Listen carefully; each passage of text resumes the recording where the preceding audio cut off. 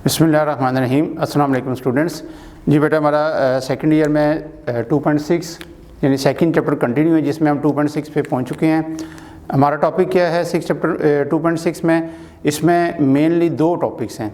एक है derivative of exponential function और दूसरा है डेरिवेटिव ऑफ लॉगरिथमिक फंक्शन। बाकी चीज़ें पुरानी ही हैं। कहीं पे अगर ट्रिग्नोमेट्रिक फंक्शन आ जाएगा तो वो हम ऑलरेडी पढ़ चुके हैं 2.5 में। इसी तरह उससे पहले सिंपल वेरिएबल जैसे पोलिनोमियल फंक्शन है तो उसका डेरिवेटिव लेना हमने सीखा हुआ है। तो ये गो थ्रू के लिए यहाँ देखें फार्मूलाज। यहाँ देखें बेटा कि एक्सपोनेंशियल फंक्शन का मतलब क्या होता है? जहाँ पे बेस कांस्टेंट आ जाए और पावर वेरिएबल आ जाए। ये देखें, बेस कांस्टेंट है a और पावर वेरिएबल है x, तो इसका डेरिवेटिव क्या होगा? Exponential function as it is, ये एज इट इज़ एक दफ़ा आएगा।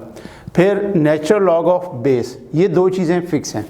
फिर इनटू, अब वेरिएबल वाली टर्म किधर है? पावर में, तो उसका डेरिवेटिव, यानी जो पावर में वेरिएबल है उसका डेरिवेटिव। तो अकेले x के केस में आपको पता है कि x का डेरिवेटिव 1 होता है, तो वो ये शो कर दें तब भी ठीक है, ना करें तो कोई इशू नहीं, लेकिन याद रहना चाहिए कि हमने ये करना है। इसी का स्पेशल केस है कि अगर बेस में e आ जाए, e भी कांस्टेंट टर्म है, तो ये भी एक्सपोनेंशियल फंक्शन है, तो इसमें क्योंकि नेचुरल लॉग ऑफ e 1 होता है तो वो हम स्टेप शो नहीं करते। ठीक है, अंडरस्टूड है कि वो स्टेप हो चुका है हिडनली और वो 1 हो गया। इसी तरह इसमें भी पावर में x है तो वो भी 1 हो जाएगा। तो e पावर x के केस में डेरिवेटिव क्या होगा? Exponential function as it is. और अगर पावर में x के अलावा कुछ होगा तो फिर उसका डेरिवेटिव आ जाएगा। अगर सिर्फ x है तो वो 1 हो जाएगा। इसी तरह लॉगरिथमिक फंक्शन की जनरल फॉर्म है कि कोई भी बेस लॉग की आ जाए, जैसे यहाँ पे मैंने a लिखा हुआ है, कोई भी बेस हो सकती है, ये उसकी बॉडी में x है, यानी जिस वैल्यू पे जिस पे लॉग अप्लाई हो रहा है, तो 1 ओवर ये बॉडी, यानी ये जो इसकी जिस वैल्यू पे ये अप्लाई हो रहा है वो 1 ओवर हो जाएगी। उसी के साथ इनटू डिनोमिनेटर में नेचुरल लॉग ऑफ बेस, ये आपको मैंने प्रूफ भी करा दिया था, और फिर इनटू ऊपर जाके ये जो बॉडी में x है, यानी जो x वाली टर्म है उसका डेरिवेटिव। तो x के केस में ये 1 हो जाएगा, बाकी एज इट इज़ आ गया। और इसी में स्पेशल केस है कि अगर ये जो लॉग की बेस a है ये e आ जाए, यानी लॉगरिथमिक फंक्शन जो है वो बेस e के साथ आ जाए, तो उसको हम क्या पढ़ते हैं? Natural logarithm. ठीक है, ln, इसको लिखने की नोटेशन क्या है? ln। तो अगर नेचुरल लॉग आ जाएगा तो ये वाली टर्म, क्योंकि जैसे एक्सपोनेंशियल में 1 हो गई थी, तो यहाँ भी नेचुरल लॉग ऑफ e क्या हो जाएगा? 1 हो जाएगा। तो इसमें सिर्फ आएगा 1 ओवर उसकी बॉडी। वो जो नेचुरल लॉग ऑफ e होगा वो हम शो ही नहीं करेंगे। अंडरस्टूड है कि है तो सही, लेकिन हम शो नहीं करेंगे। ठीक है, और आगे अगर बॉडी में x के अलावा टर्म है, यानी जिसका डेरिवेटिव 1 के अलावा हो सकता है, तो फिर उसका भी डेरिवेटिव। लास्ट टाइम हमने क्वेश्चन नंबर 2 के 5 पार्ट तक कर लिया था। अभी कुछ मज़ीद मैंने उसी में से पार्ट्स लिखे हैं। तो देखें, यहाँ पे लॉग की जो बॉडी है उसमें as a whole square root नहीं है, तो इसको इसी स्टेप से हम डिफ्रेंशिएट करना शुरू कर देंगे। dy बाई dx, लॉग का डेरिवेटिव क्या कहता है? उसकी बॉडी को 1 ओवर कर दें, ये उसकी बॉडी 1 ओवर होगी, और फिर इनटू इस बॉडी का डेरिवेटिव। तो अब इसका डेरिवेटिव मैं ऊपर लिख देता हूँ क्योंकि ये ऊपर है। x का डेरिवेटिव 1, और इस पर पावर रूल लगा दें।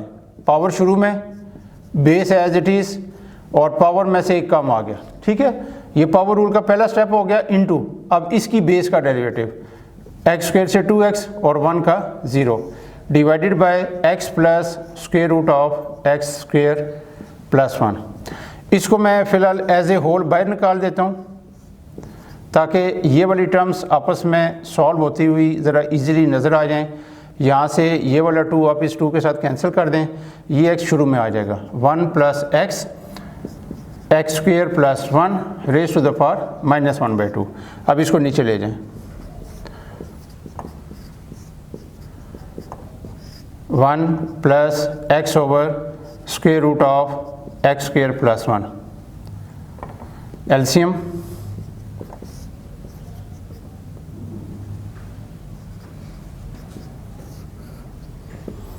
Under root x square plus 1 plus x divided by square root of x square plus 1। अब आप देखें जो ये टर्म है वही चीज़ डिनोमिनेटर में है, तो ये पूरे का पूरा ग्रुप इससे कैंसिल हो गया, तो सिर्फ हमारे पास ये टर्म बच गई। यानी फाइनल आंसर में dy बाई डी एक्स आ गया 1/√ऑफ x² + 1। ये इसका एंड रिज़ल्ट है जी बेटा। तो ये 10वां पार्ट है इसका। इसको देखें, x एक टर्म है और e⁻⁴ sin x दूसरी टर्म है, तो डिफ्रेंशिएट करेंगे विद रिस्पेक्ट टू x, और ये कौन सी फॉर्म बन रही है राइट साइड पे, प्रोडक्ट फॉर्म। तो dy by d x is equal to first term as it is into second का derivative plus second term as it is into first का डेरिवेटिव।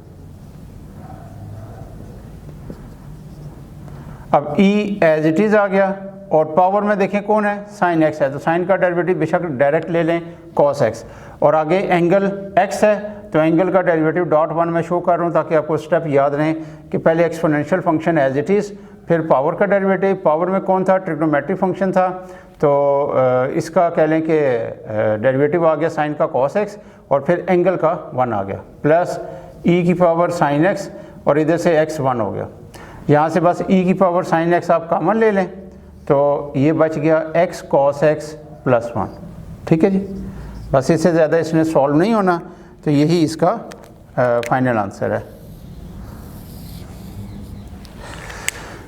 अच्छा जी, अब ये जो 12 और 13 ये दो पार्ट्स ऐसे हैं कि अभी तक हम 2.3, 2.4, 1, 2 में तो फर्स्ट प्रिंसिपल था उसकी मैं अभी बात नहीं कर रहा। 2.5 तक सिचुएशन ये थी कि बेस में वेरिएबल था, पावर कांस्टेंट थी, जैसे x² √x, x³ sin² theta, cos² theta and so on. इस तरीके से बेस में वेरिएबल था, पावर कांस्टेंट थी, उस पर पावर रूल लग जाता था।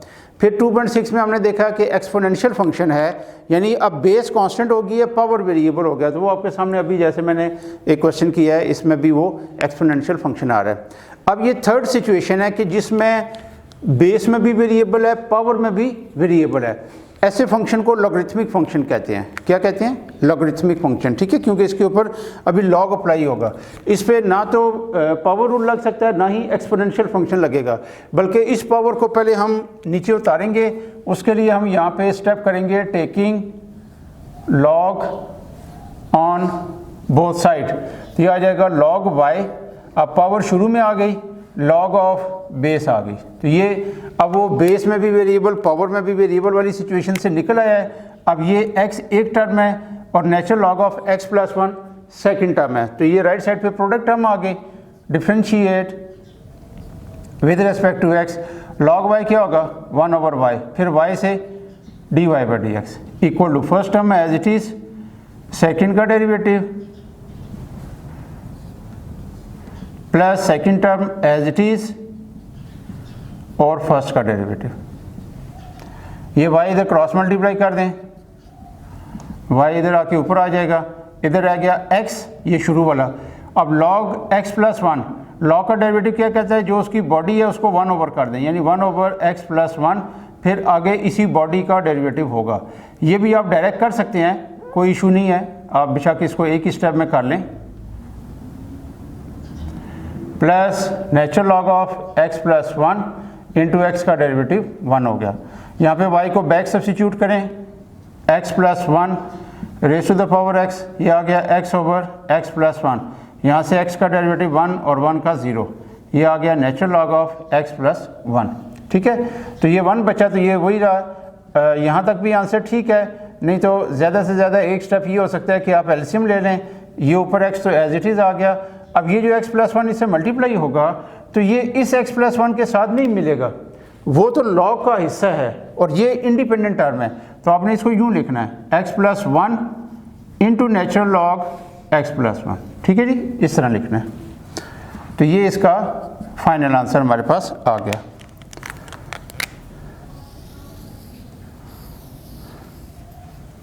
इसी तरह ये देखें 13 पार्ट, इसमें भी देखें बेस में वेरिएबल है x, पावर में भी वेरिएबल है x, तो इसको भी आपने पहले नीचे उतारना है, taking natural log on both sides.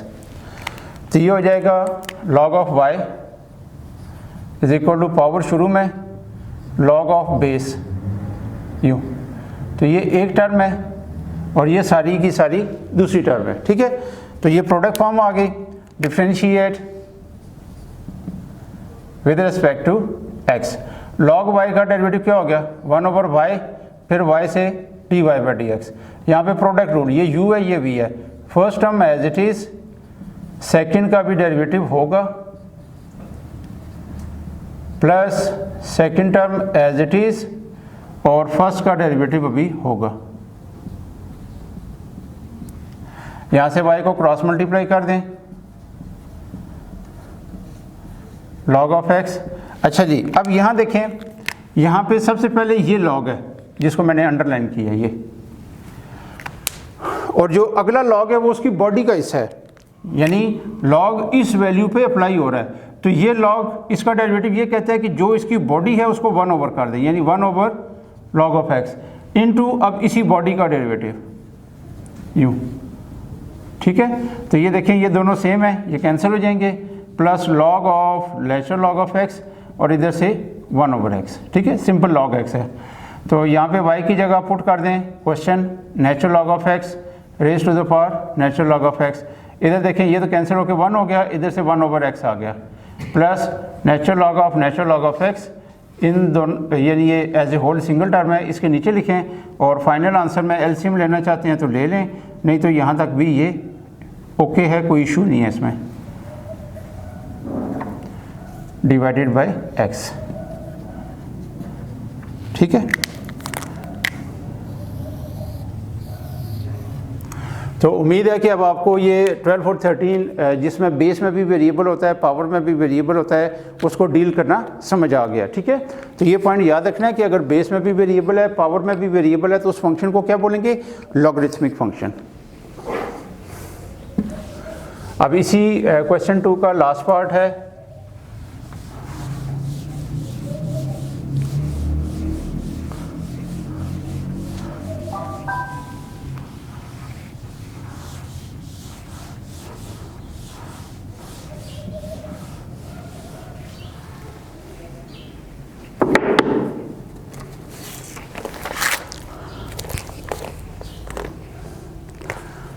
Number part है, y is equal to square root of X square minus 1 into X plus 1 over X cube plus 1 raise to the power 3/2। तो इस तरह का क्वेश्चन आपने इससे पहले शायद ही देखा हो, यानी जितनी अभी तक हमने एक्सरसाइजेस कर ली हैं कि जिसमें ओवरऑल डिवीजन वाली फॉर्म है, ऊपर प्रोडक्ट फॉर्म है, नीचे देखें 3/2 फॉर्म है, अंदर भी क्यूब है। तो आपको याद होगा मैंने पहले बताया था कि डेरिवेटिव का ये रूल है कि अगर फंक्शन थोड़ी सी मुश्किल फॉर्म में आ जाए और वो सिंप्लीफाइड फॉर्म में जा सकता है तो उसको पहले लेके जाएं ताकि डेरिवेटिव लेना आसान हो।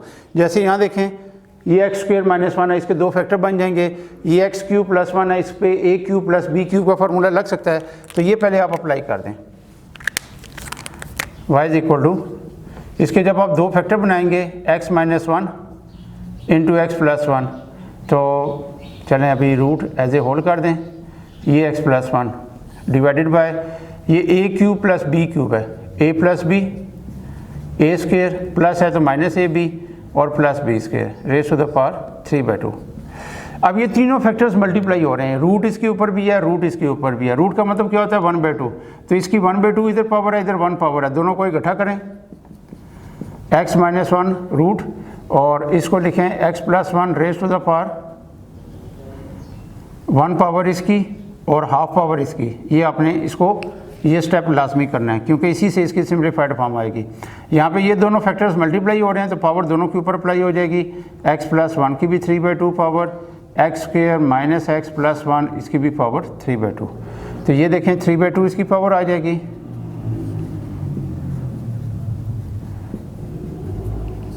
यहाँ भी x प्लस 1 की 3/2 पावर और इधर से X square minus X plus 1 raise to the power 3/2। तो ये वाली टर्म क्या होगी, कैंसिल होगी, ठीक है जी।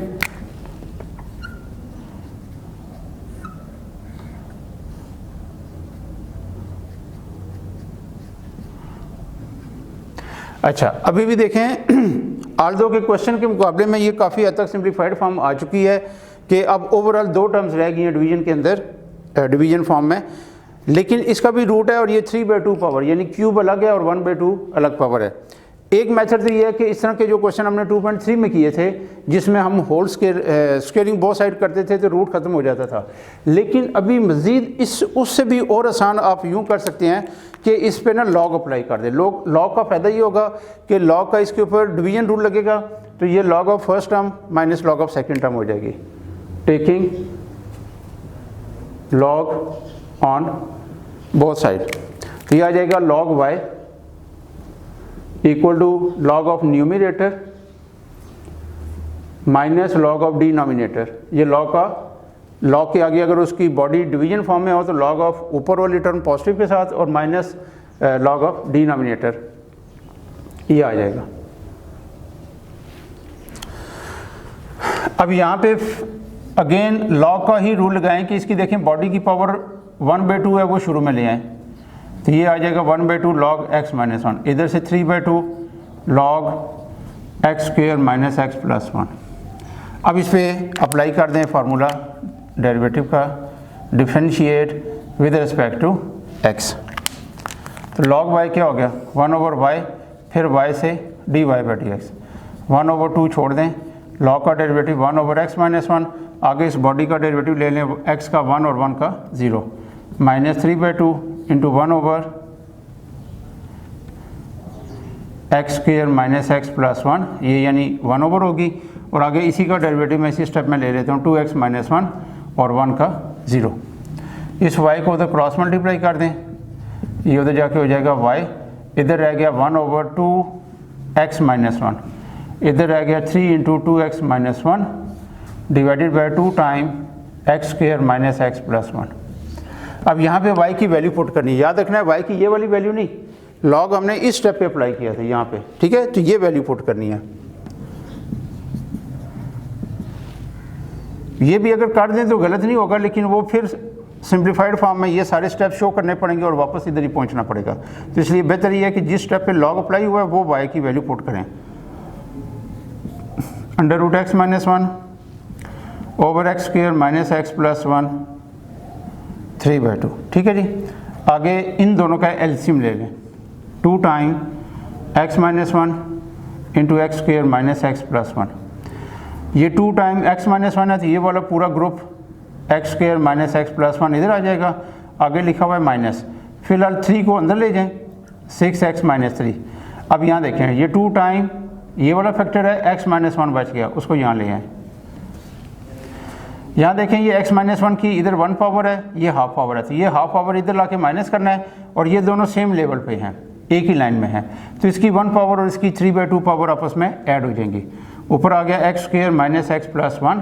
अब इनको मल्टीप्लाई करते हुए साथ ही माइनस से भी कर दें, 6x स्क्वेयर पॉजिटिव आ रहा है तो वो माइनस हो जाएगा, माइनस 6x है तो प्लस 6x हो जाएगा, माइनस 3x है तो प्लस 3x हो जाएगा, माइनस माइनस प्लस 3 है तो ये माइनस 3 हो जाएगा, divided by 2 time x minus 1, ये 1 पावर और ये हाफ पावर इधर नीचे ले आए। इसी तरह इधर से x square minus x plus 1, ये 1 और ये 3/2, ठीक है। इसमें से देखें अगर कुछ कैंसिल होता है तो ठीक है, नहीं तो सिंप्लीफाइड फॉर्म लिख दें, माइनस 5x स्क्वेयर, 6 और 3 9 और 1 निकल जाएगा, 8x minus 3 plus 1 minus 2 divided by 2, x minus 1 की ये हाफ आ जाएगी पावर, और x square minus x plus 1 की 5/2 आ जाएगी। तो इस तरीके से देखें कि ये जो कॉम्प्लिकेटेड पावर थी इसको काफ़ी आसानी से हमने सॉल्व कर लिया है। अगर हम इसको डिवीजन रूल से करते तो यहाँ पे जाके काफ़ी कॉम्प्लिकेशंस आनी थी और उसको हैंडल करना ज़रा मुश्किल था। आप कर सकते हैं, ऐसा नहीं कि नहीं कर सकते, लेकिन थोड़ा सा कॉम्प्लिकेटेड फॉर्म आ जाती। तो ये सबसे बेस्ट तरीका है कि डिवीजन फॉर्म को आप लॉ की मदद से सिंपल फॉर्म में चेंज करें और फिर रूल लगा के आखिर में y की वैल्यू पुट करें, फिर देखें उसके साथ जो सिंप्लीफिकेशन हो सकती है वो कर दें। तो आज हमने क्वेश्चन नंबर 2 कंप्लीट कर लिया है, इसका एक ही क्वेश्चन रह गया क्वेश्चन नंबर 3, वो इंशाल्लाह नेक्स्ट लेक्चर में देखेंगे। टिल देन अल्लाह हाफिज़।